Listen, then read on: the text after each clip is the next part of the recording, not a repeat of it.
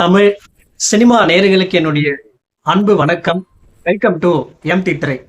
இந்த ஷோல நம்ம என்ன பார்க்க போறோம் அப்படின்னா, இயக்குனர் ராஜசேகர் இயக்கத்துல நடிகர் சித்தார்த், ஆஷிகா, பாலமுருகன், கருணாகரன் மற்றும் பலரது நடிப்புல வெளிவந்திருக்கிற மிஸ் யூ திரைப்படத்தினுடைய ரிவ்யூ தான் நம்ம பார்க்க போறோம். இந்த படத்தினுடைய ஒன்லைன் ஸ்டோரி என்ன அப்படின்னா, பிரிவின் வலிய சொல்லக்கூடிய ஒரு காதல் திரைப்படமா இந்த படத்தை எடுத்திருக்காங்க.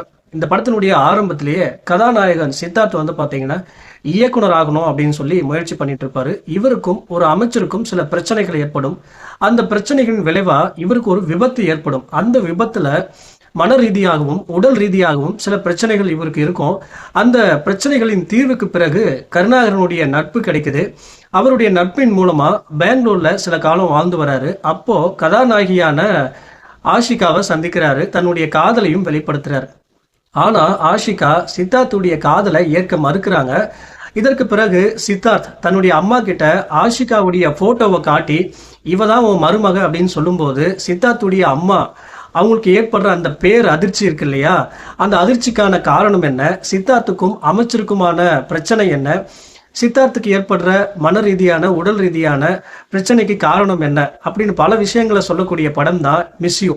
இந்த படத்துல நான் லைக் பண்ண விஷயம் என்ன அப்படின்னா, கதாநாயகன் சித்தார்த் தன்னுடைய அற்புதமான நடிப்பை வெளிப்படுத்தியிருப்பாரு. அதே போல ஆஷிகாவும் வந்து பாத்தீங்கன்னா முதல் பாதியில ரொம்ப பரிதாபமாகவும், இரண்டாம் பாதியில தன்னுடைய முதிர்ச்சியான நடிப்பையும் வெளிப்படுத்தியிருப்பாங்க. குறிப்பா அழகான அளவான நடிப்பை வெளிப்படுத்தியிருப்பாங்க. இயக்குனர் ராஜசேகர் வந்து பாத்தீங்கன்னா ஒரு வித்தியாசமான புதுமை கலந்த காதல் திரைப்படமா கொடுக்க முயற்சி பண்ணியிருக்காரு.